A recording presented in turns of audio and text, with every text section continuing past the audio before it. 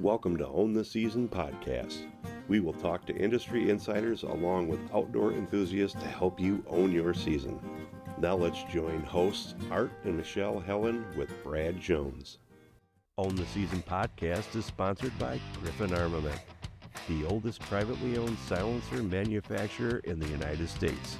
Go to griffinarmament.com to learn how you can get a silencer shipped to your door. Griffin Armament, engineered silence. Hello and welcome to Own the Season podcast. I'm Michelle Helen along with Art Helen and Brad Jones. And today for guests, we have with us some local elk hunters. We have Seth Ziegler and his dad, Wayne Ziegler. Hi guys, thanks for joining us. Hello. How are you doing? Good, thanks. So you've been doing any elk hunting this year? Yes, I went out in September, 2 weeks. We did really well. We shot 3 bulls out of 4 guys, so it was, we did really well. So. Fantastic. What state was that in? That was in Wyoming. Okay. Yeah, good for Wyoming. you. What about you, Wayne? They wouldn't give me a tag this year. They wouldn't give you a tag. Well, What's that's wrong not with fair. I them? know. You'd think I'd age in it. Right? Good-looking guy like you should draw a tag every year, right? No, we took a trip to Alaska instead, so we Okay. did stop in at the elk camp and give them our advice. Okay, good. I'm sure they needed that. Yeah, your Yeah. wisdom. I know who he's in elk camp with, and there's one in particular that needs a lot of advice, but I won't say who that is on here because he'll come a little unglued next time I see him. I know what you're talking So I already knows. Congratulations on your success this year. Yep, thank you. Good job. How many years you been going out? So to back up the whole story, I guess I've been going out actually elk hunting this was my 30th year out there elk hunting. So I've been going out there a lot, and obviously I'm a Midwestern guy, do like the deer hunt, but my father here definitely got me in the passion of bow hunting elk. He was the one back in the 70s, started bow hunting, back when bow hunting wasn't really popular elk hunting back then. They were kind of pioneers at the time. You guys hardly had any calls. They were just kind of winging it. And, Okay. he actually shot the first animal with his archery was a bull elk. So Wow. Really? Yeah. Did people look at you like you were crazy? Like, why aren't you just shooting them with guns? Oh, yeah, I mean, we'd go out there and you have a topographical map if you were lucky and a compass. Yep. And you'd come back and people would always ask, aren't you afraid of getting lost and all this kind of thing? Of course, this was 1976, you know. And there was a few times we did spend the night overnight in the woods, and my brother especially. We have a friend like that. Yeah. He never knew when to turn around. Yeah. But at any rate, we would come back, and it was, as Seth said, the first animal I killed with a bow was bull elk. Wow. So that was pretty incredible with a 6-wheeled bow. You know. I was going to say, was it an old bear whitetail? Was it a whitetail or whitetail too? Polar, yeah, the old polar, wow. yeah. Wow. What? Are you from here in Meadow Point? Born and raised in Neillsville, Wisconsin. Neillsville up north. Yep. And I worked for a company called Nelson Muffler at the time, and Nelson in Mineral Point Sure. got transferred down here in '76, Okay. and which is a long time ago, and just kept going from there. I've gotten 15 elk with my bow so far, Good for you. but it's getting harder and harder to come across a license anymore. Years ago, Yeah. nobody was applying because they were afraid of getting lost and all these things, but Right. now it's pretty common. Everybody, do it yourself type thing. Yeah, they all want to try. Everybody always wants to try, and they do for 1 or 2 years, and then they're like, you know what? This isn't as easy as it sounded, or why is my buddy always kill an elk and I'm not, and I've tried it for 3 years, and it's a whole different learning curve out there. I elk hunted out there a long time. I guided down New Mexico for a while, and it's a whole different learning curve. I'd see guys come out there and they're like, I could do this, and then about 3 days into it, they're like, I don't know how you do this all the time. This isn't as much fun as it looked like, So What started us going to Wyoming, I hunted a lot in Colorado prior to that, but in 1980, that was the year of the Yellowstone fires. One of my good friends that actually was my boss at one time in Wisconsin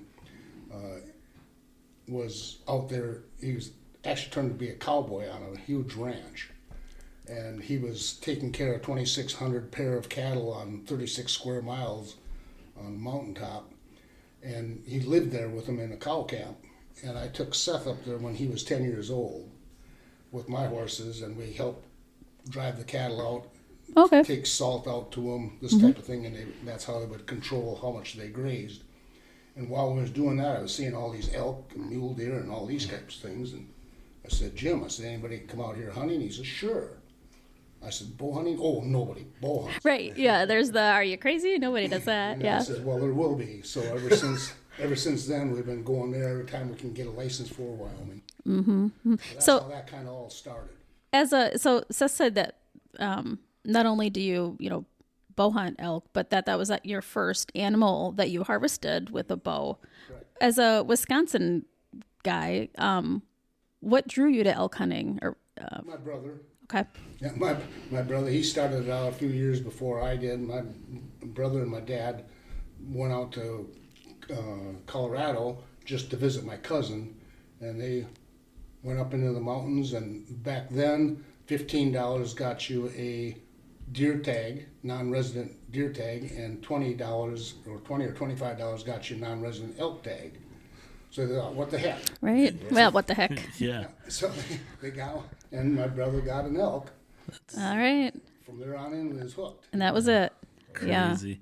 Yeah, and like you said, you were shooting that old Polar and probably like a old double X75, probably like a 2117 Yep, autumn exactly. orange, probably using a Bear Razor broadhead or, the old Razorback, something like that. Lots changed. Inserts. Yep, from back in the day. I mean, Weavers. technology has come so far, but, it's weird when you talk about that technology and where it's gone, but yet you sit back and you think about it and you go, yeah, but back We're in still the killing 'em. 70s, we were still killing them with that equipment. So I think the technology is great having it, but I also believe that there's a lot of woodsmanship that you have to have in order to be a very successful elk hunter or whitetail hunter or any type of hunter, but definitely with elk. Elk is, I've done it, and now you guys, I haven't done it for years since I broke my back. It's been a little rough getting around the mountains and stuff, but the woodsmanship, I think, is different as far as elk hunting. You guys correct me if I'm wrong, because here in Wisconsin, yeah, we've got bluffs and things, but you get in the mountains and all of a sudden the winds are different. The thermals are different, and, and it changes day to day because of the temperatures and everything else. So I really think that you guys have to do your homework, and for you doing it so long, now it probably becomes natural to you, and what to look for and everything else. Yeah, and we did learn the mountains too, just to your point, thermals and this type of thing, what in the morning and the afternoon, the differences, and which way you want to go up the side of the mountain, this kind of thing. It's all just it changes constantly. I'd hate to guess how many times I got busted. But Yeah. But you kind of expect it to, it could change. Like you're expecting that it could. Yeah. And I, talk about technology. So, when I started, again, going back to the map and compass, things like that. Yes, we have Onyx and all that stuff. That stuff is really, really great. But it was great for me to learn that, him teaching me how to do that, map, compass, all that stuff before that technology came on. Because even now, even though, yes, I love Onyx, it's a great tool to have, but it's great to have that kind of woodsmanship and learning that beforehand as well. Yeah, to orienteer and navigate yourself. Yeah, our both of our daughters live out west. One's in Colorado and one's in Utah now. And the Utah one has become very outdoorsy with the way of not extreme sports, but downhill skiing, backcountry skiing. She's got some friends that do some backcountry skiing, mountain biking, running on the trails.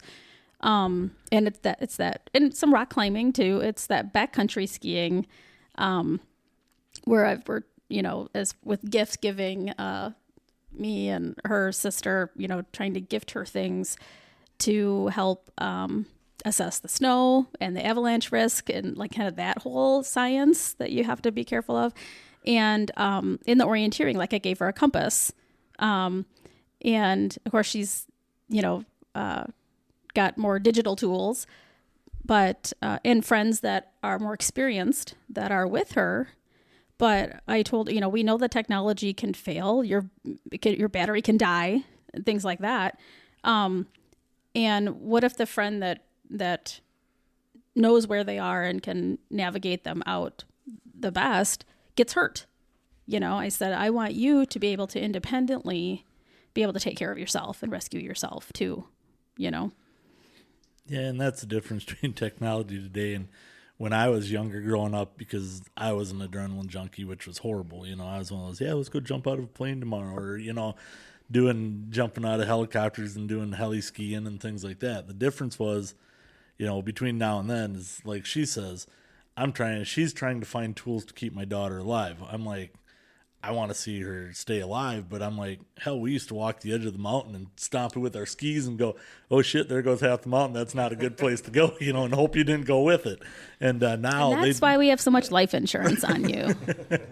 Now they just look at these things on their computer and go, yeah, that mountain's at a high risk now because of whatever. So we're not skiing that today. Where we were the ones that went up there and went, yeah, we found out that it's a high risk. So, but that's the difference. And, but yeah, it's sometimes I'm not sure if I like all the technology and things, because it has changed. Not only, for some of it's for the better, but some of it, like you said, you're like one of the, if you want to call it, from around this area, the pioneer in the 70s, taking that bow and finding your ways to do that elk hunting.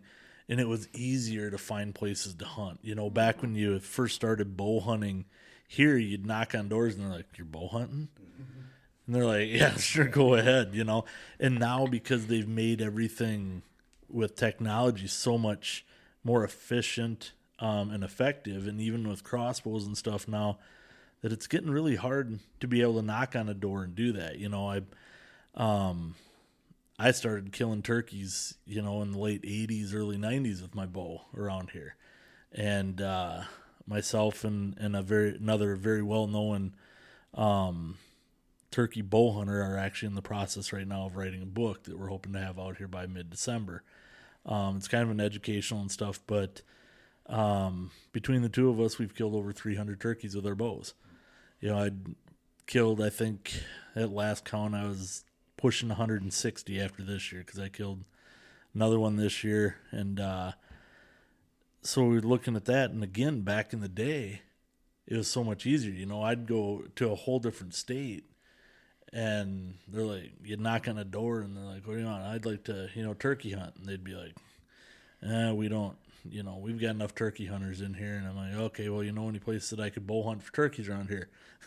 They'd look and you go, you're doing what? Like a double take, right? Hey, you're bow hunting turkeys? Yeah. Oh, Yeah. hell, man, take the whole back end of the farm. Yeah, They're like, whatever. And then you'd come back the next day and you'd have a turkey, and they're like, did you poach that thing or what? I didn't hear a gun go off. No, I shot it with the bow, and you'd show them, and they're like, oh. They're letting you go because they think your odds are so slim, right? Go ahead, you fool. And even back in the day when we were going out elk hunting, especially when he was in the early years, you just had to ground pound it. You had to go out there, put boots on the ground, figure out locations, you're going in blind to these spots. But nowadays you can go on to Onyx and you can really do some digital scouting. You don't even have to from your living room, which is fine. Again, great technology, but again, that starts the other problem of a lot of hunting pressure. It's easier. It makes it easier for people to get out there and try that kind of stuff, which good. I'd like to see everybody get out there and be in the outdoors, but it has made our tag selection a little harder these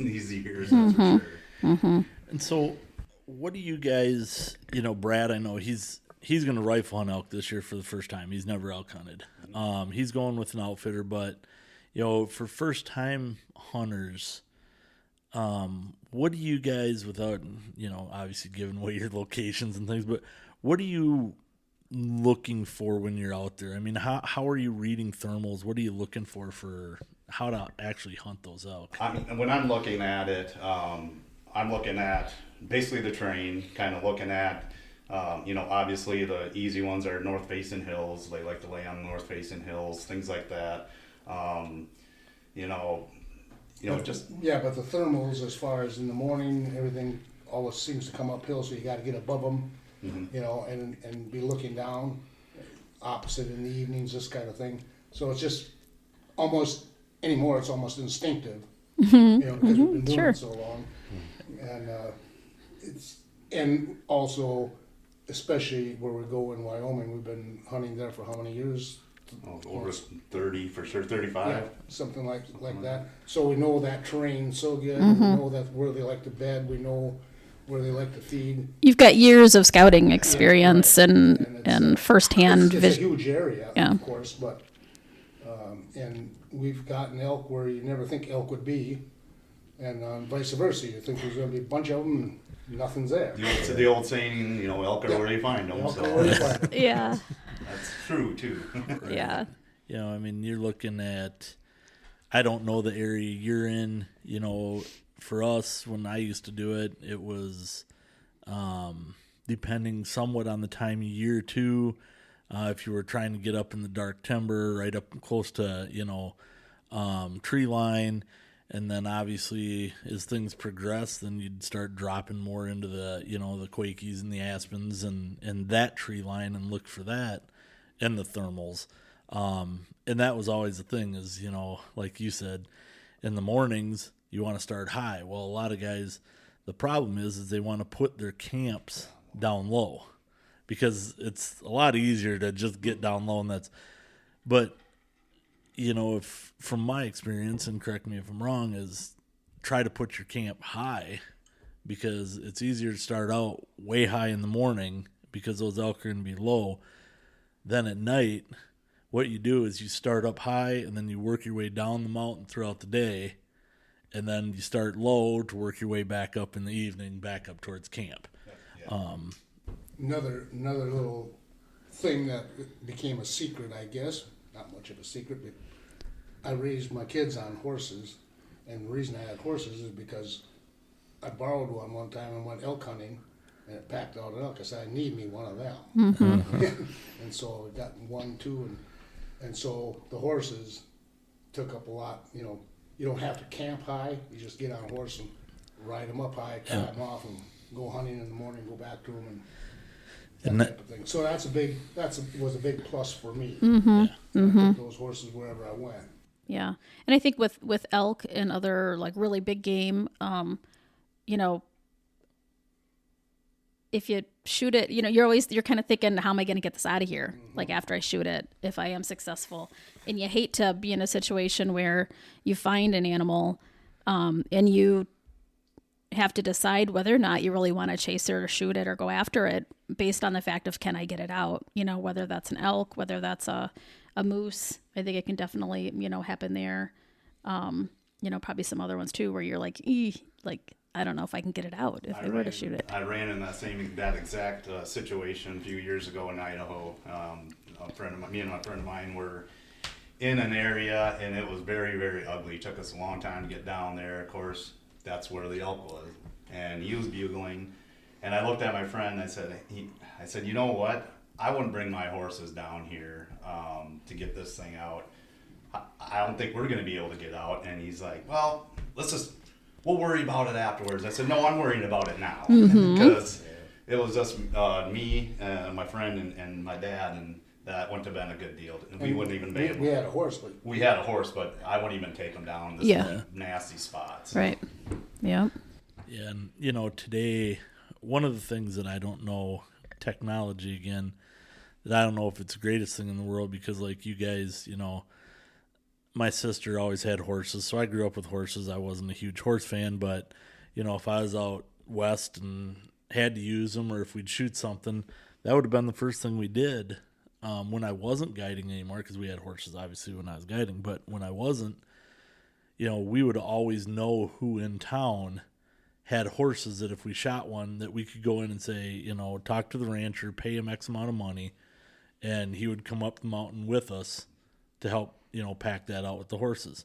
And so we always had that option. Today, a lot of these guys don't think they need that option because they have the e-bike, you know, and that e-bike is great. Or the ATVs are everywhere, right, too. the ATVs, compared too. to in the past. But now people are, they still got the ATVs, but a lot of them are getting away from them because they got the e-bike, right?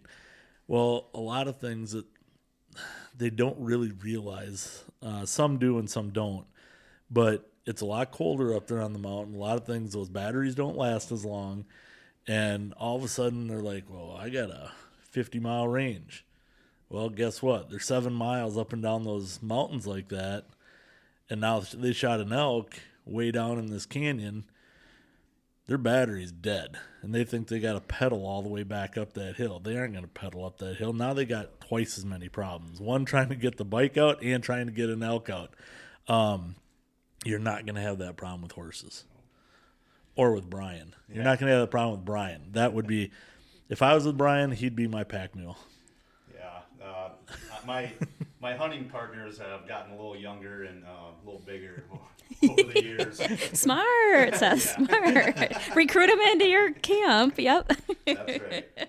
Need to get some young blood in here. Yeah, that's right. So we were in Colorado a couple years ago, and we were in an area. It was a last minute. We didn't draw anything, so it was over the counter. We went in this big area. A lot of people, a lot of hunting pressure, so we decided to go a lot of miles back. We hiked a long way back. We were about 8 miles deep, and we camped, set up a bivvy camp there, and of course we got into elk. We came out after a few days. We're like, let's regroup. Now we know where the elk are. We're gonna grab our stuff, grab more food. And we spent the night back at the main camp, and I ran into a bear guide, and I said, hey, you know of any packers around here? And he's like, yeah, I'll give you 2 numbers. So he gave me 2 numbers. We went back there, ended up killing a couple elk, and thankfully we had good reception in Colorado. I left a message with the one packer, and then I was able to get the second packer. And the packer said, well, he goes, where are you at? And I told him what trail I'm on. He's like, ooh, I charge a little more for that trail. And I'm like, that's fine. That's fine. So he goes, well, you're in luck because I'm on this trail right now. I'm like, okay. So he came out. He was really nice, great. He goes, I love you bow hunters, because we packed them all out to the main trail, the walking trail at least. Had them all cut up and quartered up and hung up in the bags. He goes, I love you guys. He goes, you guys have all your stuff, in bags, ready to go. He goes, normally I charge this much because I get out here and some gun runners staring down in this big, in the big drainage saying, yeah, he's down there. And so he goes, no, thank you, appreciate it. And I said, well, we've owned horses all my life. So I said, I wouldn't take somebody else's horses down where I wouldn't take mine. So he really appreciated it. But that helped. The funny story about that is about 3 weeks later, I'm sitting at work and I get this call. Here it's from the first pack guy that I left my message. He's like, oh, I just got my message. Where are you at? I said, well, I'm in Wisconsin. 2 weeks later. But the elk's still at the bottom of that. Right. You want to go get him for me? So one lesson we learned, like if you're going to go in an area, you don't have horses, try to get a hold of, a packer. If you're in a situation, if you're in an area like that, that was a good tip that we learned after that. Yeah. That's a great tip everybody should put down on Yeah. Yeah. Find some locals, Yep, find some befriend local some packers, locals, hang out at a local restaurant kind of bar and ask some meet questions, people. ask around, and they're pretty willing to give that up. So, you guys do a lot of do it yourselves, with that, kind of fill the listeners in on, what if they're going to try to do this, some of the equipment, as far as camping equipment things, do you want to be super portable so you can move camp? Do you want base camp and portable camp? I mean, there's a million different ways to do it, but to kind of go over that and your archery equipment, is there much of a change from your whitetail stuff to your elk stuff? So I would say this, as far as camp go, it totally depends on what state you are, what area you're at. That makes a big role in, what kind of camp you can really bring in and how you want to hunt it. I've been in spots where we went deep back in there with just our bivvy hunting and our tents and all that stuff. But in other areas, we get to be pretty bougie campers. We got, a nice toy hauler. We got all this stuff. We got wall tents. We got the luxuries that we've learned that we can get away with over the years. I started out in a tent, like almost everybody did back then, and graduated from a tent to a pickup truck camper, from pickup truck camper to 2-horse trailer pulling behind it. Now I've got a 3-horse slant with living quarters, bathroom, kitchen, air conditioning, the whole Yeah. bit. So that has now became my hunting camp. So we can take that wherever we can take that's going to be our base camp. And then if we feel like branching out from there and do a couple of night things on the side, we'll do that. But typically I'm in a place where at least I can get that horse trailer camper up the mountain and park it in there. It's built for it. So And as far as like archery equipment, I would say the biggest thing is I don't want to get into too much because there's a lot of personal opinions and people like what they like. On a bigger animal like an elk or a moose, definitely a fixed blade broadhead in my opinion. I would not use expandables, but again, that's you can get into. I'll never get into the broadhead discussion because that gets pretty passionate. So I would say something a little more heavier, something a little more solid, obviously. Some people like to go with their heavier grain arrows, get more kinetic energy, things like that. Other than that, I don't think there's really. I myself, when I'm elk hunting, I like to use a 5-pin, fixed 5-pin, just for the fact that I've had elk coming so fast, so quick. I don't have time to slide. You can't take that extra time to adjust your slider pin. So I do switch out when I go out elk hunting to my 5-pin fixed pin sight. And a lot of people go out there with the slider, put it at 30 yards and kind of do the judgment from there. That's fine. I just, with how fast they come in and you don't know where they're going to come in. A lot of times they pop in. I just don't have time I don't want to spend that extra time doing that. One less thing to worry about. One less thing to have to worry about. Yeah. Well, you guys. That's a good point though, Yeah. because how fast all this happens is just unbelievable. You're calling in one in front of you and you hear something behind you and turn around and 10 yards behind you there's A different one. dandy, And what I've seen, especially elk hunting, is they're always going to come around and try to get your wind. We've gotten very good and to actually accommodate for that, knowing that he's bugling here, but he's going to come all the way around. So get the hunter over here to actually anticipate him coming around behind you. And I guess that's another good point back to what we would recommend. Many years ago, we learned that as you call the elk in, they'll come in and get about 50 yards out, and then they'll want to see what they're up against. And so they'll stay about 50, 60 yards out and just back and forth it. Kind of like turkeys. Yeah. Yeah. Same thing as turkeys. Yep. And so we've learned that if you buddy hunt and have the shooter up front maybe 25 yards and the caller back 25 yards, they'll come up to that 50 yards and you got a nice 20 He's still in the shot. range. Yeah, still easy And shot. we've been very, very successful at that practice, which is exactly what we was doing in 2018 when we had a little run-in with a grizzly bear. That's for sure. Yeah. Tell us about that. I know we've heard parts of that story, or maybe Actually, Art's heard more, 2017 but it was, wasn't it? Yes, it was 2017, but even prior to that. So we've been going out in this area for a lot of years, and we've noticed progressively over the years, we've started running into having encounters with grizzly bears. I think that was like my 5th or 6th actual grizzly bear encounter. But over the years, they started getting more frequently. I took a friend of mine out there once. He didn't have a tag, but he liked the horseback ride, and he just wanted to hang out. And we had an open seat. So he brings his son's 44 Magnum with it. We're walking along, and I thought he seen an elk. He stopped me, and here's a mama grizzly bear about 30 yards away, and she barked twice, and 2 cubs come up and tucked underneath her arms. And I'm making this story very short, but she barked and finally walked away. And this is my best friend, okay? I stood up at his wedding, he stood up at mine for years, and she comes out without her cubs, but from behind this windfall, and comes closer and closer, 20 yards away. And I expected him to at least shoot one over the top of her head, and he didn't. And she stopped at 20 yards and barked. And finally, we just held our ground, which is our advice to everybody. Just hold your ground. If you run into a grizz, just hold your ground. Don't turn and run. And then she went away. Of course, we had to find out if my buddy could hit anything, and we put a can in front of the log, and I said, can you hit? This is not even your gun. It's his son's gun. He shot. He didn't shoot. He says, why'd you put it so far out? I said, well, that's how far the bear was, 20 yards away. He said, well, I never was aiming at the bear. He said, I was always aiming at you.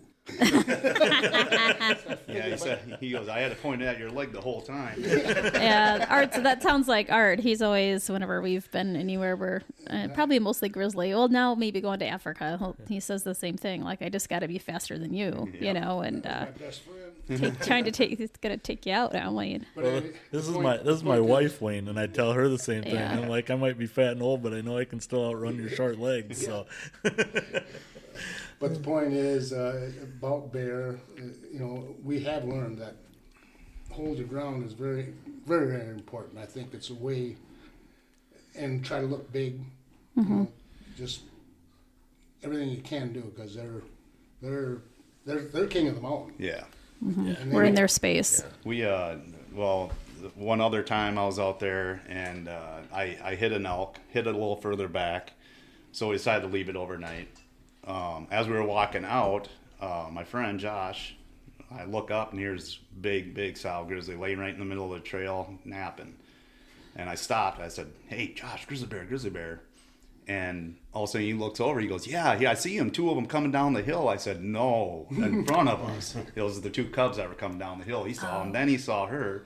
Well, then he pulls out. And again, this is when we were first starting to run into a lot of grizzly bears. So he had a bear spray, but he never really learned how to run it. So he pulls it out and we're yelling. She was barking, and then they went down the hill and he goes, my bear spray doesn't work. And I said, well, what do you mean? She was 30 yards away. And these things only shoot like 10 yards, 30 feet, not 30 yards. And he's like, well, it still won't go off. I said, well, there's a safety. I said, how about we just sit down right now and just teach you on how to run this thing now that we're running into grizzly bears here. So then we got out, and I think we came out looking for it that afternoon. That elk didn't find it, so Josh and I came back down the next morning.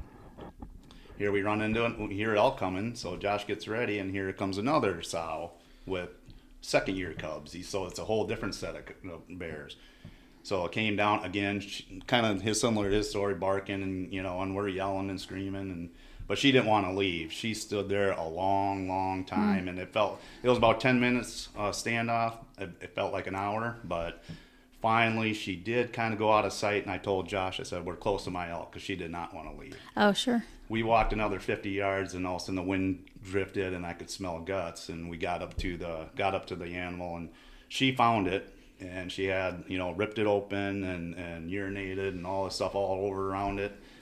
And I go, great, it was a nice bull. And I said, Josh, take my picture. He goes, no, we got to get the hell out of here. She's only 100 yards away up there. And so we skedaddled. He's pooping his pants. Yeah, he was. There, yeah. He was. And, well, I was too. Yeah. I was just excited we found my elk. Yeah. So. And it was cold that morning, so I was still hoping to get my meat off of it. We came back to camp, and Dad says, yeah, glad, hey, you got your elk, that's cool. He goes, well, I shot one this morning too. And I said, well, grizzly bears find yours? And he's like, no. I said, well, then let's go up and get yours right now, and then we'll go back down and check mine out. By the time we got his elk out, came down, and mine was completely gone. No. They came in and just, yeah. So didn't get any of the meat on that one, but there's couple other incidences that we ran into them. But then in 2017, it was the first day we get out there. It was a Monday, first full day of hunting, and it was the evening. I said, hey, let's just take it easy. We'll go up on top of this ridge. There's a nice meadow up on top of this ridge. So let's take it easy for the evening. We'll sit along this meadow, and we'll let off a few calls. If something answers, we'll go diving in after it. So that's what we did. We got up to the edge of the meadow. I took a seat on a down log, and Dad sat about 10 yards away from me. Yeah, normally we're further apart than that, but it was 2 comfortable spots. Yeah. Right. Yeah. Comfort's important sometimes. Right. So we were sitting there, and I think I let out a couple cow calls and kind of sitting there nice and comfy, and all of a sudden I heard something coming through. I thought it was elk, so I'm like, oh, got one coming in silent. So I grabbed my bow, got it all ready, and I look up, and here's Big Mama grizzly bear and 3 little first year cubs. And I right away, and she was walking about 20 yards away from me parallel. I didn't think she saw me, the way she was just looking straight ahead. Hindsight now, it was different. She had me pretty much eyeballed the whole time. But I set my bow down, and I kind of whispered over my dad, grizzly bear, grizzly bear. And as I was doing that, I was pulling out my bear spray. That was the easiest, handiest thing I had. And I started pulling out, and I didn't even get the safety off. I mean, I was doing this very fast, and I heard thump, thump, and I look up, and she hit the ground with her feet twice and hit me like an NFL linebacker and just cleared me right off the log. And I go rolling. So the first Could thing you see, Wayne, could you see him from where you were sitting? Yeah, I seen him reach for his bow, and I'm thinking he sees some elk, and there's this little pine tree about 4 foot tall right beside him. Okay. And as he reached down, I think he looked around that pine tree and then seen the grizzly bear. I hadn't seen him yet, so I'm reaching for my bow too. And then he said grizzly bear. I looked up, and she plowed him off that stump, and he tucked, and she was rolling him. And instinctively, I thought, I got to get her off of him, And I remember reaching behind the wheel of my bow. And as I'm standing up, I'm going to go down and beat some sense into her, right? Right. So I stood up, and she's still rolling him, Okay. and he's tucked, and I stood up and I hollered just as loud as I could, just hey! I just screamed as loud as I could, and with that, she pushed him off and turned and come at me. So yeah, No. when the bear, all I did was cover up my head and neck, because that's that's what you're supposed to do. Try to cover your up around your head and neck. And so she was on top of me, rolling me around, and I kept on thinking to myself, it was weird. It was a very, very calm feeling. You wouldn't think so, but I just kept on thinking, well, this is it. This has happened to me, And so she was on top of me. I could feel her. I could feel something going on my back. Okay. But then when he yelled, I felt her just shove off me, like just push off me as hard as she could, and started taking off towards him. Now I had my backpack and everything on, and when I looked down, and for some reason all my stuff was tore off me. The only thing, for some reason, that bear spray was laying right next to me, so I instinctively knew that she was going towards him. So I grabbed my bear spray, took off around this big pine tree, and the bear was about ready to plow into him. Yeah, and this all happened so fast that I didn't even have time to cock my bow to swing at her, and she was literally there. blew away on her second bounce or third bounce, whatever it was, and she hit there, and I expected to get plowed over. And you could see in the tracks where she pushed off and went right beside me instead of knocking me over. I don't know why. She went maybe 5 or 10 yards behind me and stopped. And I hadn't seen him yet, but I turned around at the bear and I put my bow up in there, and I just hollered just as loud as I could, yeah, you SOB, just as loud as I could. She kind of looked at me and put her head down like I scolded her and walked off.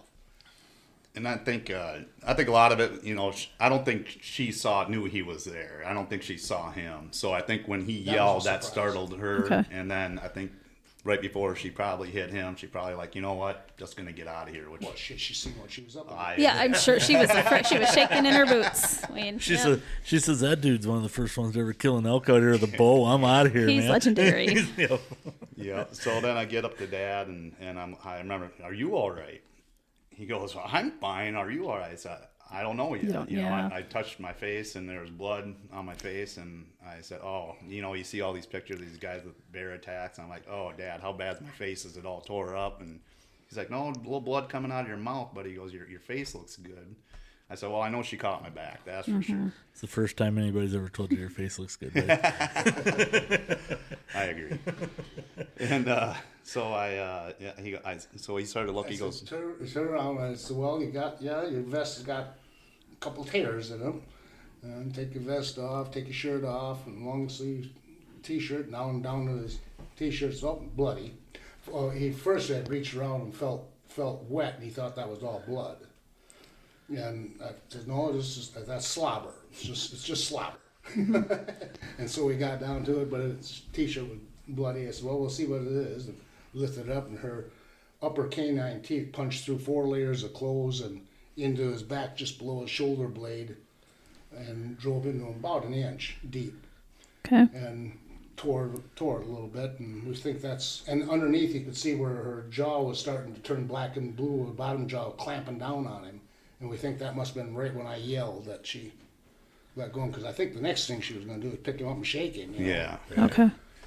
Yeah, so we're kind of going over my injuries, and he's like, yeah, he goes, there's some, but it's a long way from your heart. You'll be fine. Long way from And I said, Not thinking about your lungs, Yeah, right? suck it up. You'll be good. the worst injury I had, though, I went to try to lift my arm up, and I couldn't lift my arm up because when she slammed me to the ground, must have caused some, hit some nerves or something. And I couldn't lift up my shoulder, so I said, well, let's get out of here. Packed up everything, and I think I punched in the coordinates on my GPS and, for game and fish purposes. And we started walking out, and we get to the end of the meadow, and all of a sudden we hear this elk bugle. 100 yards away. We look at each other. He looks at me, I look at him. I said, well, Dad, you're going to have to shoot this elk. I can't lift him. I'll call for you. And he's like, yep, okay. Did you really? So we set up on this bull. of course, we were nervous Yeah. What else do you call it in? Yeah. Head on a swivel. So we're calling, and of course, you could hear the bull gathering cows and starting to move away. He was bugling good, but he was moving away. And I said, Dad, my adrenaline's wearing off, and I'm starting to hurt. We got a couple miles. Get out of here. Let's get out of here. And so we took off, walking out of there. We got back to camp. And so we're sitting in the tent. Dad's got his lantern out, and he's patching up my back. And a changing tent. Yeah. Okay.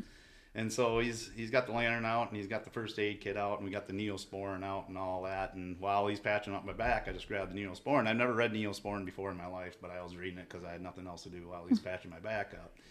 And if you ever read Neosporin, it says, if you have an animal bite or puncture wound, do not consult the doctor. And I'm like, Dad, this is exactly what I got. Oh, you'll be all right. Again, it's a long way from here. Yeah. You might need a tetanus or antibiotics or rabies is what they're thinking. Yeah, so we, we found a forestry service guy, and he was an intern. Told him what happened. We had to pretty much run him down, got him, and kind of told him the story. Of course, he's a forestry intern. He was like, oh boy, I gotta get a hold of Game and Fish, the biologist. I got a satellite phone, but I'll just run into town. Mm-hmm. So he asked us where we were camped, told him, and I think the next day the bear biologist came up and told him the story. He had a bear trap with him, which we see them all the time. Cattle are getting killed up there by grizzly bears, so they trap them and move them and all that. So it's not uncommon to see them with the bear trap. But I think I did ask him. I said, "You plan on trapping that bear?" He's like, "Well, did you see a carcass up there where you're at?" And I said, "No." He goes, "Well, then that bear's probably 3 drainages over, and there's no sense of trying to trap that bear." Which you agreed, right? Yeah. So as we told him the story, we're thinking he's gonna get a little, wound up about it. And he goes, "Yeah, it sounds like a bear being a bear." Yep, he sounds like a bear being a bear. Yeah, really. Yeah, he could have cared less. Wow. We got talking a little more, about with the bear biologist, because this guy, he's dealt with them all his life. I think he was, 40-some-year-old guy, and he's been doing it all his life. And so I asked him, I said, I have my pistol, I have, all this means of protection, try to. This happened fast. And I guess I'm going to go back to that and stress to the listeners of how fast this was. Because I've had a lot of people tell me, well, why don't you get your gun out and shoot this thing? I'm like, this happened. These things are so fast. Just amazing how fast that happened.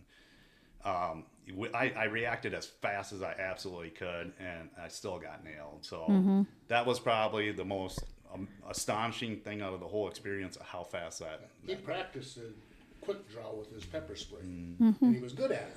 But even though he had practiced it, he never. I don't know. Did you even get it out of the holster? I got it out of the holster, but I didn't even get the safety slide off. So I think I asked him a question, between, pistols and bear spray, what, and he goes, I've lived in Wyoming all my life, and I'll never get into that debate on, pistols and things. You do whatever you got to do to protect you. But he said, I will say this. He goes, I've dispatched lots of grizzly bears with my pistol. And he goes, it takes sometimes 10 rounds to finally get them things down. He goes, they are just huge animals, and it's hard to put them down. So he goes, you could pump in a lot of rounds in them, and they'll still have you tore up, in that amount of time. He goes, you know how fast they are. But pepper spray. He says, statistically, though, he goes, yeah, pepper spray, to deter them. He goes, but whatever means you need to do, use it, I think it sounds like, and you ended up like you didn't have any stitches? I probably could have, but had you not been so remote, but yeah. certainly not like life-threatening bleeding or anything. No, I mean, I got away pretty good. Could have been so much worse. Could have been so much worse, and if he wasn't there, who knows how bad it was. That's the other tip of we started years ago once we started getting into more grizzly bears. We used to hunt solo. Everybody would go off on their own way every morning. Once we started running into bears, basically that's the number one rule: you don't hunt by yourself. You buddy system. Have a buddy system all the time. And to be honest with you, I think that's a good idea, no matter whether you're in grizzly bear country or not. I think you could slip, break your leg. There's so much things that can happen when you're out elk hunting that it's just good to have someone, and actually it's just a little more fun to have someone. Yeah. Yeah. And as I get older, I'm seeing that too. Yeah. Need a little more help with some things once in a while, right, Wayne? And you listeners, because this is audio only, you don't see Seth and Wayne here, but I've known Seth for a long time, and I know most of his hunting buddies, and these guys are physically in shape. I mean, they're not overweight. They're not these guys are in shape. They're and quick. With decades of experience. Yeah, and lots of experience, and they're quick and they know what they're doing. So when he's saying these bears are fast, and I know, I mean, I've been up, fortunate to be able to go spend some time in Alaska photographing grizzly bears and coastal grizzlies, and you see how fast they can move. It's kind of like an elk too, because an elk moves so fast, and you don't think they're moving that fast, but their strides. They're just so large. Their lungs are so long. And so you look at a big grizzly bear that's 600, 700, 800 pounds, and you think, man, that thing is, not going to be fast. And that thing, it's just a few steps and they're there. I mean, they can run 35 miles an hour, I believe it is. 35 or 38. That's correct. And I mean, those things move. And I think you can go almost 10 yards to a bound. Yes. Right. They're so long. And I think, the fact that, you first saw her at like 20 yards. That's incredibly close for a first look where I feel like, you could be in heavy timber and that happens. But, I feel like many times an encounter starts where you do see them a little farther out, with your first look, compared to the first look really already being so close. And, as bow hunters, we're doing everything wrong, in grizzly bear country. You're trying to be as quiet as you can. You're in dark timber. You got the wind to your face all the time. So you're doing about everything as wrong as you can. Your calf calling. Yes, I had or mountain lions. I mean, if it's not bears, it's mountain lions. You're calling in other predators. When I was guiding, I was sitting there one day and I'm calling, and I just happened to catch something out of the corner of my eye, and I looked and I took my hand real slow and tapped a client, and I'm like, you move, I'll kill you myself. He's like, what? I said, do not move. And this cat just laying there looking. Finally, it caught our scent and it moved off. I had in New Mexico called in a black bear, if anything, sitting there calf calling, and this thing, and I was actually hunting at the time with my dad and a friend, and all of a sudden they're like, because they're brown, they're like, and they're like, elk coming. I'm like, huh? Because I couldn't see it where I was sitting, so I figured where it was going to come out, so I'd draw my bow, and then I see my dad and the other guy, I'm looking at them off the corner of my, seeing where this elk is going to come up, and so I hit the calf call one more time, like literally 5 yards, this thing pops in front of me, and I'm like, oh, and I'm already at full drawn, so I'm screaming at this bear, and it turned and cut right past me, and then kind of went past them, and I'm thinking, like you said, we're doing everything wrong. We're trying to kill an elk. We're trying to call an elk in. That's what they eat. Yep. You know, so It's we're a dinner bell. right. Yes. So that's what we're doing. And so, you know, part of the other thing, not only, you know, are you guys in shape, and, you know, I think one for sure, I don't know about the other ones, you know, one's a police officer, very proficient with firearms, very quick drawing his firearms. You guys all shoot, you're all very proficient with these things. But again, how fast is it? And so the best line of defense is your pepper spray. However, when Many people spray themselves right, because they're Michelle not using and I it right. travel all over the country, and it's so funny. You get into Canada, you get into, you know, Montana, these areas where you're hiking at The national tourist places, parks. you know, Yeah, the tourist places. where grizzly bears are, and they rent pepper spray. And wear bells. And bells. Yeah, they're like, where bells? Well, all the bells are is so you can see where they ate the tourists when you find the bells in their poop, right? That's always a good joke. Right? Yes. And so, Dinner bells, right? yes. Ting, ting, ting. But with that spray, I think they really need, like you said, they need to educate people because they don't know how to take the safety off. They get nervous, which you should, you know, or excited when that bear is there. Yeah. And then all of a sudden, you know, their fight or flight kicks in. And they don't understand how to do that, or flight or fight. Well, I think, like you said, using it from too far away, Right. like you talked about with your friend, Yep. and aren't paying attention to the wind direction. That's right. And they spray it, and it ends up on them. And then they can't see, and they're the ones getting sick. I guess It'd be hard to wait till it got close enough to use the And spray. I guess that would work because then the bear gets to you and it doesn't want to eat you anymore. It could just smell like pepper spray. So whatever works, right? Right. So Well, I know I'm not a very good shot with a pistol when I'm calm. Yeah, most people are. And if it's a grizzly bear, you got a silver dollar sized brain to hit Brainstem there, yeah. to drop them. That ain't gonna happen. Not with me. Right. Right. Well, we're certainly glad that you're here to talk to us today and that it wasn't worse than it ended up being. What if anything, you said, you know, that over the years you've been doing more buddy hunting. Yes. Anything else that you do differently now, since that encounter, or not? Maybe you were doing everything right and that you could. I would say I did get I upgraded my firearm to a 10 millimeter now. Other than that, you know, just like the buddy hunting since then, that's number one rule. Always have someone else with you.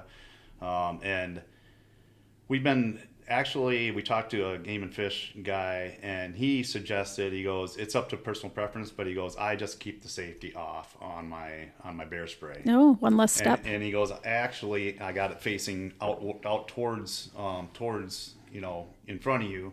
That way you're not required to pull it out of the holster. You can just reach down and push the button. From your hip, From your even hip. from the holster. Yes, from your hip. Okay.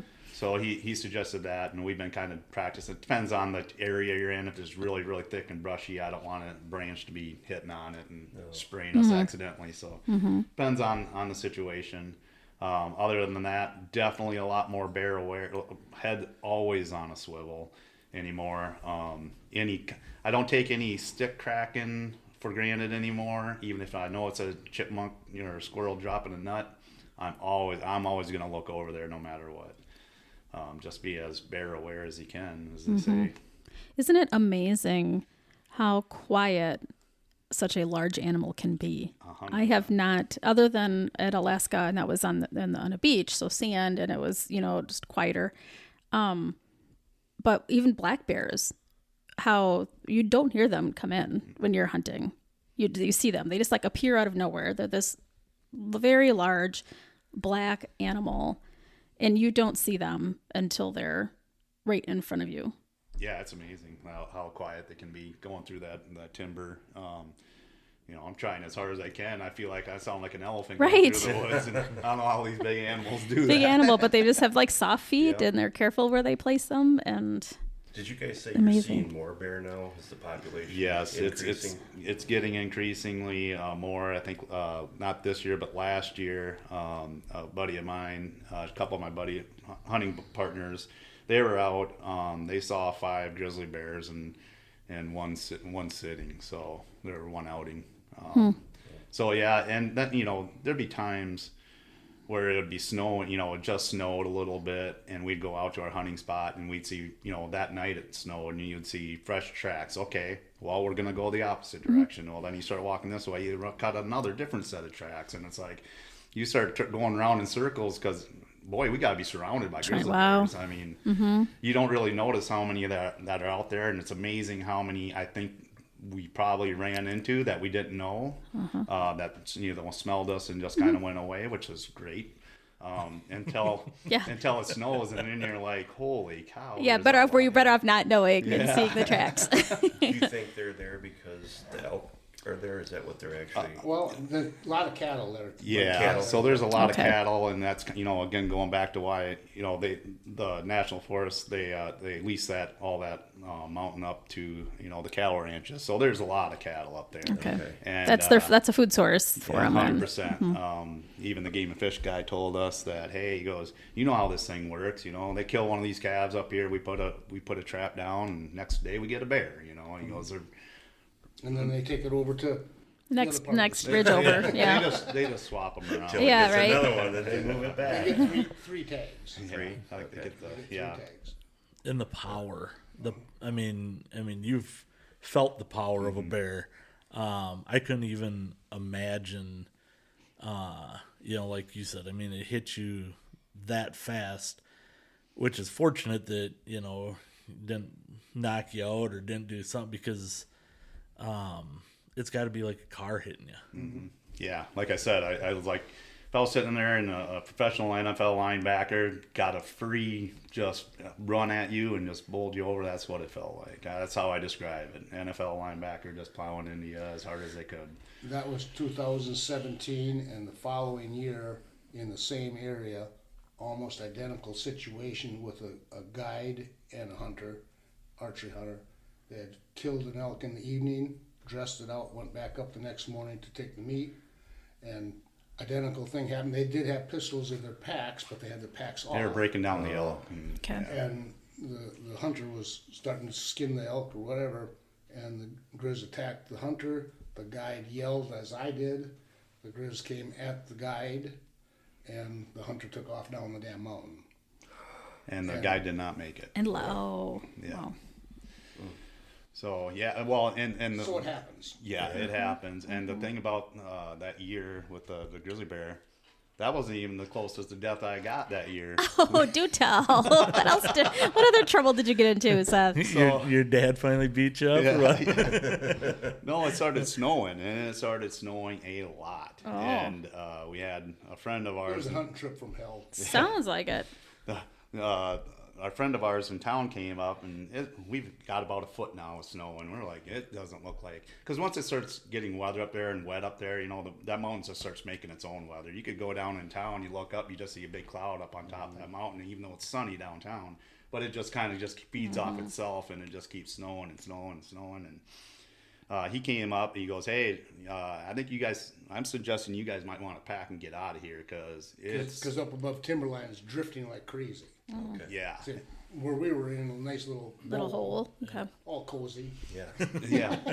So he goes, well, it's supposed to rain like a couple inches in town. So he goes, it's going to be up here. And he goes, you might not get out. So we packed up. We made a quick team meeting, and we started packing up. I took the four-wheeler, kind of beat down the trail a little bit to get, try to get the trail out, because we had a big trailer and a horse trailer. And with living quarters and all that. We got everything packed up. Friends of ours had another camper up there if we wanted to use that as well. There's nice Wyoming people that trying to look out for us. We had to leave that there because we had no means to take it down. But we started getting out. We're plowing through the mountain road there barely, and horse trailers sit a little lower, so you're really kind of dragging snow. But you couldn't see where the mountain road was because it's all drifted over. And it's still snowing like crazy. I mean, it's blowing and snowing. Blizzard like, and all of a sudden I look over and I see this big huge boar grizzly bear just across the field, just running as hard as it could. I'm like, holy cow, Dad, get up there and get closer so we can see that grizzly bear. He's like, I can't see the road, I'm just trying to get the hell out of here. And that's just then we kind of got sucked down in the ditch, and we were working. We got, of course, half the people had their going home clothes on, and So we're trying to dig ourselves out, and we finally get up on top. And There's 3 drifts. yeah, Got stuck in all 3 drifts. we got to the last one, and we're stuck, and a cowboy came up. He went downtown to get some bales or straw or hay or something, and he came up. He goes, "Hey, I can help you out, this." So he helped us out, trying to tug us out, and he had a blue heeler in his truck, and the truck was running, and the dog hit the lock button, so he's locked out. Oh no! We're stuck. What are we gonna do now? And he's like, "Well, this is a bad deal." And like I said, it was blizzard out. I got the horse. We got the horse it's out. dark, too. Yeah, it's dark. Of course. Got the horse out, and he goes, "Well, here's what we can do." He goes, "You know where my camp is? About 5 miles across, that way. We can start walking." And I'm like, "That's not an option. I don't think we'll make it." I mean, it was bad. And so anyway, he found a rod, was able to unlock that truck. We got Sheer accident. He goes, "I've been yelling at my kids that they left that little window open, just a crack," and he just happened to put that rod in and unlock it. So anyway, he tugged us out. We got back into town, and that was that. We were glad to get out of there, but our friends were like, "Hey, that other camper's up there. You guys want to go back up there and get that?" And I said no. He said no. I said, "Well, Dad, it is, they did bring it up there for us to use," so I said we should go up there, and we did. We got Chained up. Yeah. We got chains on the trucks, and up the next day up we went, and With some daylight too. Yeah. in And the daylight, and fortunately the wind changed, so I didn't drift across our tracks. It went Yeah. parallel with them, so we did get it out. But we stayed up there an extra 2 days or whatever to get all that done. And on the way out, we blew a bearing out of the trailer tire, and didn't know it because it was dark. And when it got daylight enough, I could just see because we was pulling my horse camper and then a trailer behind that one okay. with the side by side on it. Well, I seen that it wasn't level, and that was a Saturday morning, and we had a hard time finding anybody to Anybody's open. get the bearing, the hub, and wheel. Yes. Other than that was a smooth trip. Yeah. Other than all that, I'd was say you sound like our mountain lion Yeah, hunt from hell. we've had that too. Well, and we had And the day after the bear attack, it snowed that night, collapsed our tent, but he couldn't go hunting because his elbow was bad. So I went, and I was trudging through this heavy snow, and I just felt not right. I had, when I was turning 50, 49, I had stents put in my heart, so I quit all my evil ways and exercised 2 miles a day, and no smoking, no drinking beer, and all this good stuff. So I should be okay. right. Well, felt like a lot of the same symptoms I Ooh. had 20 years before that. So I come home, get checked out by a doc. Next thing I'm over in Madison, triple bypass surgery. Oh gosh. So we don't know if it was the bear that triggered it, the snow that triggered it, or just my old age. Yeah.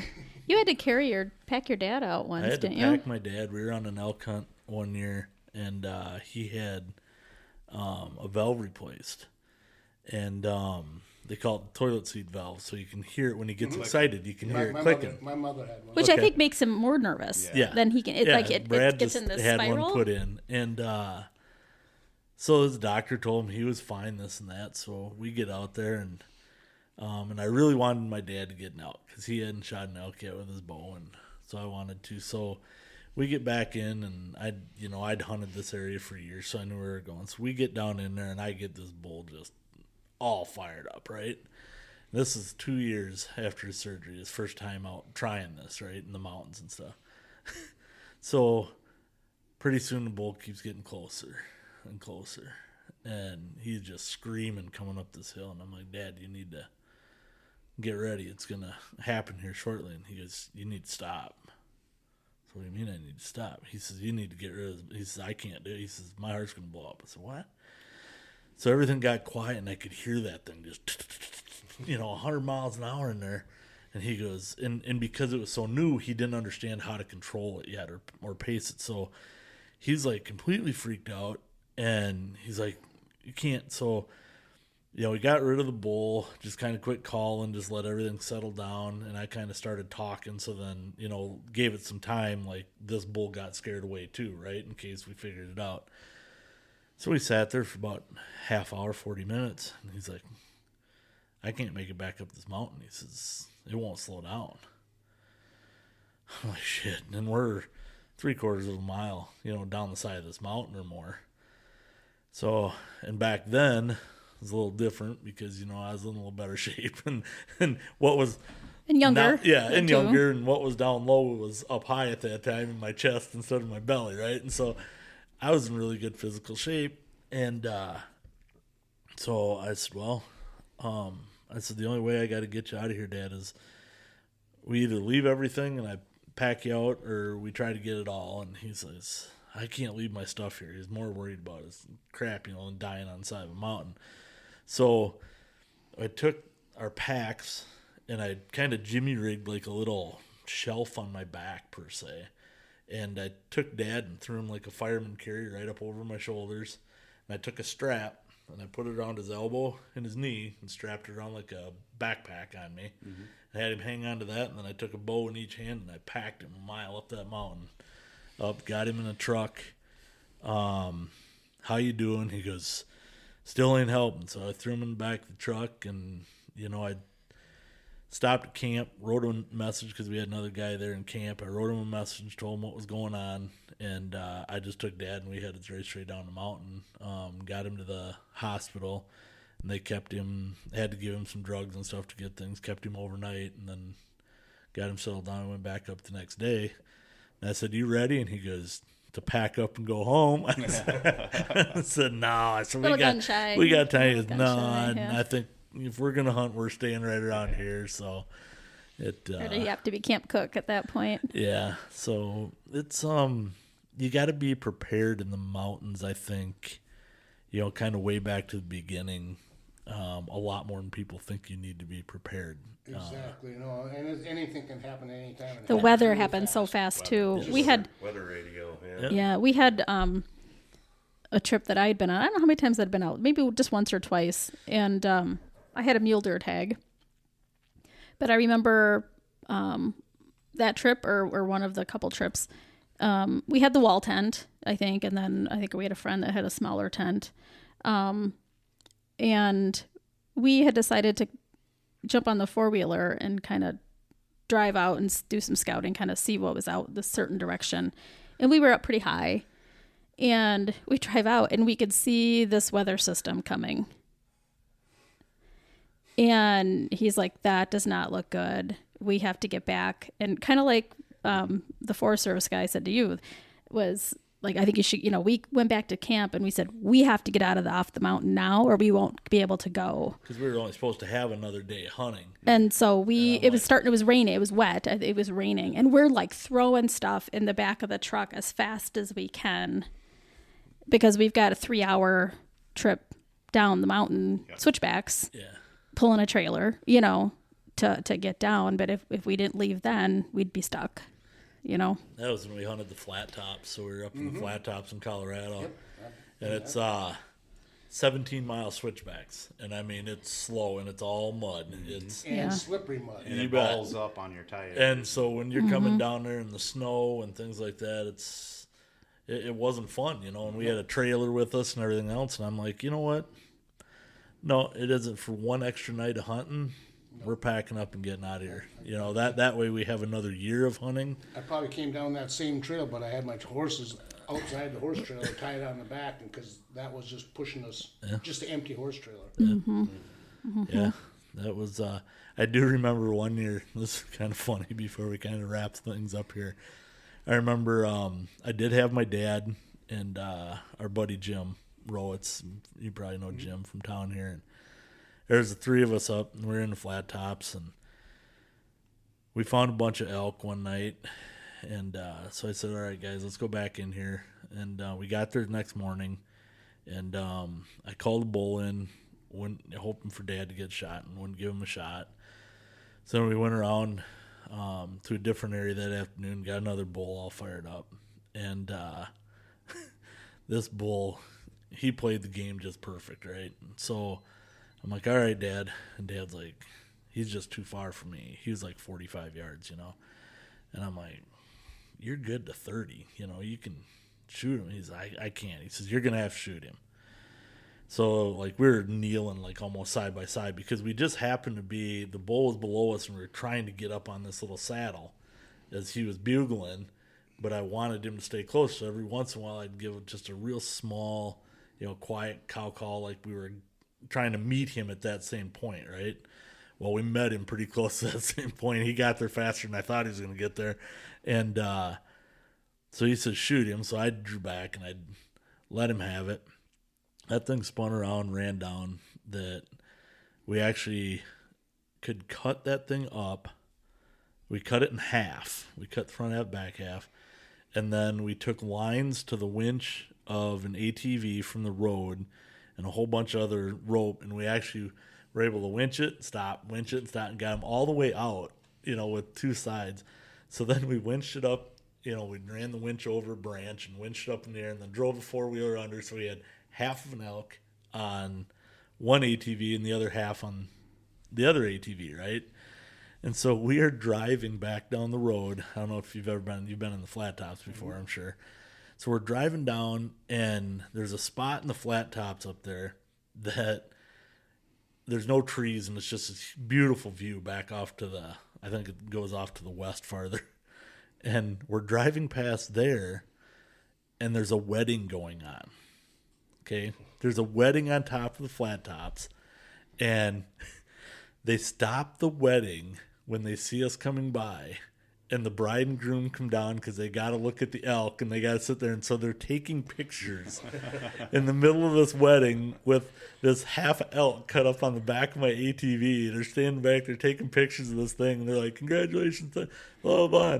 As well, good luck, whatever. And then they head right back up and keep the ceremony going. So they're a whole different crew out there too. I bet they're still married today. Probably are. Yep. Probably are. So, yep, some of the fun things that you do see when you're out there, and the people, like you said, all the people that help you guys in Wyoming and the different things you see, it's a great culture. Sure, it really love is. it. Absolutely. Wayne and Seth, do either of you have any thing that you want to say in closing about elk hunting or bear safety? Anything else that we haven't touched on? Well, I think we covered most of it. right. All the highlights. I appreciate you guys asking us to come here and share this story with you. Yeah. Thanks for joining us. We really do appreciate that. Well, we hope you picked up some tips for some elk hunting, some western hunting, and woodsmanship for the mountains, and some bear safety tips as well. Use all that and own the season. Follow Own the Season Podcast on Facebook and Instagram. Thanks for listening. Check back weekly for new episodes.